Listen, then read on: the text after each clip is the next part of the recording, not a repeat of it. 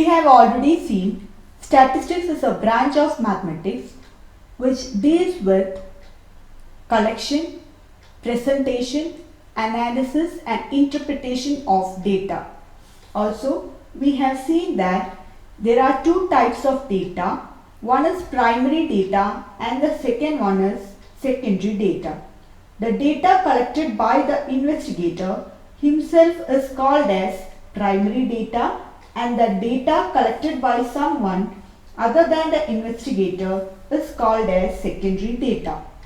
And we have also seen the presentation of data, that is putting the data in the form of tables in contents form is known as presentation of data. In today's video, we will see what is this frequency distribution table. For that, we will take an example. Consider the marks obtained out of 100 by 30 students of class 9 of a school. So these are the marks out of 100 and 30 students marks is given here. So this type of data is called as raw data. That is, the data obtained in original form are called as raw data. And if you arrange this data in ascending or descending order, then it is called an array. So here we can see that the lowest score is 10 and the highest score, when you make out, you can see that the highest score is 95. So here it is, this is the highest score and this is the lowest score. Now we will arrange this. So we will write the marks in ascending order. So first mark is 10, then we have 20, then 36, then the next, when you arrange in ascending order, we have 40, after that we have 50, then 56, again we have 60. I have arranged all the scores in ascending order. Now we will find out how many students in the class has got 10 marks, or how many students in the class has got 50 marks, how many students has got 70 marks. This we will do with the help of tally marks. So 10, first score I have got, I'll put one tally here. Next is 20, so again one tally mark I'll put. Next is 36, again 92, so one tally mark I'll put here. Then 95, one tally mark can put. Again 40, so one tally mark near 40. Then 50, one tally mark near 50. Again 56, then 60, then 70, again 92, so one more tally mark. So we can continue this. So if you have 4 tally mark, then the 5th tally mark we are not going to put like this.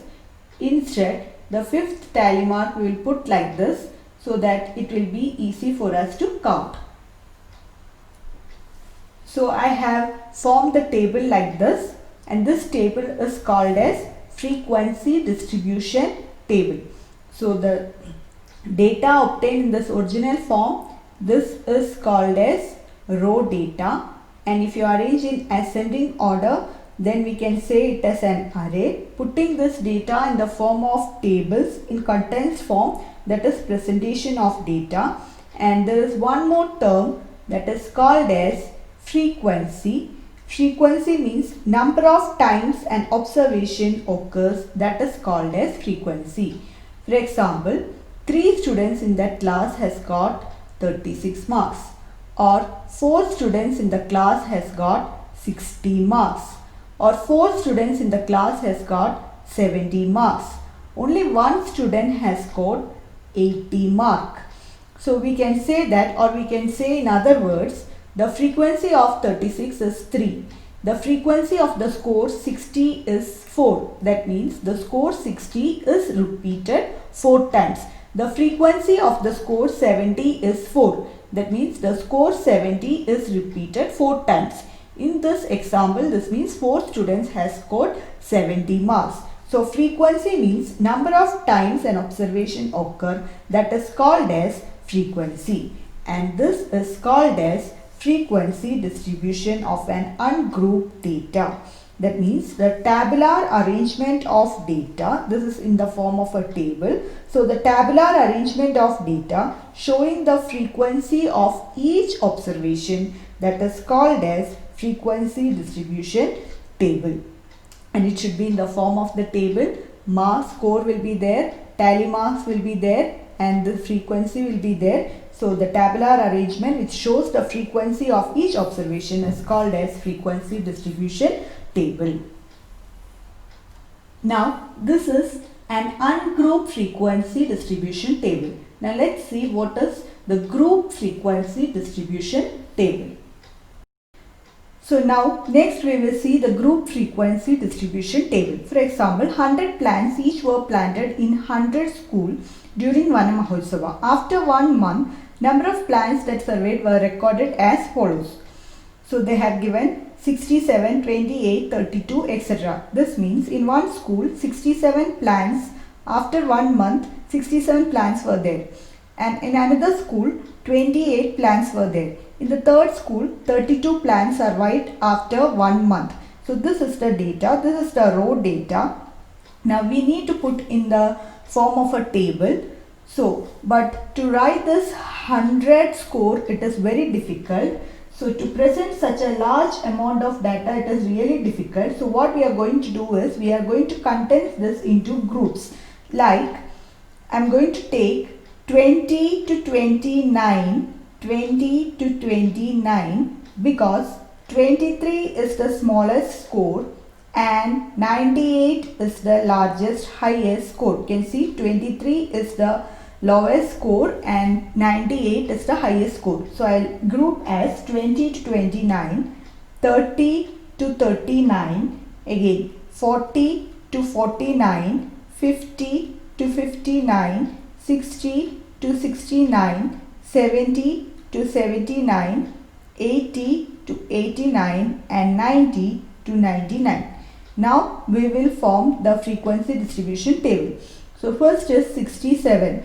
So the score 67 will come in this group. Then 28, 28 will come in this group. 32, 32 will come in the second group. 65 again will come in this group. Again one more 65 is there.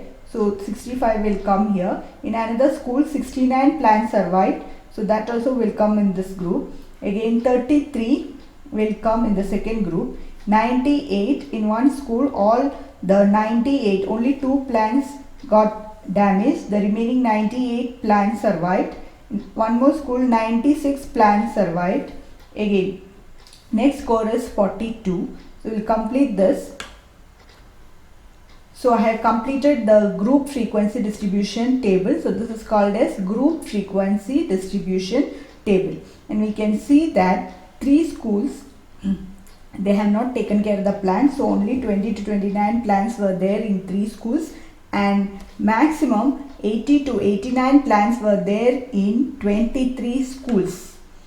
So first we will find out the lowest score, highest score, and then we will group it and will form the frequency distribution table.